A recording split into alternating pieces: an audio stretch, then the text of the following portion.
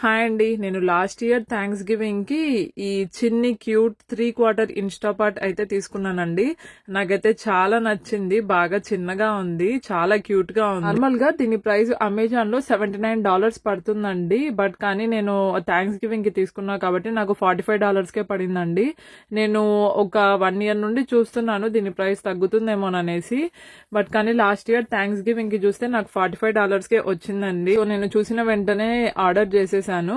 So నేను ఈరోజు ఈ 3/4 ఇన్స్టాపాట్ ని అన్బాక్సింగ్ చేస్తున్నానండి. సో నేను ఇంతకు ముందు యూజ్ చేసిన ఇన్స్టాపాట్ కూడా సేమ్ అండి.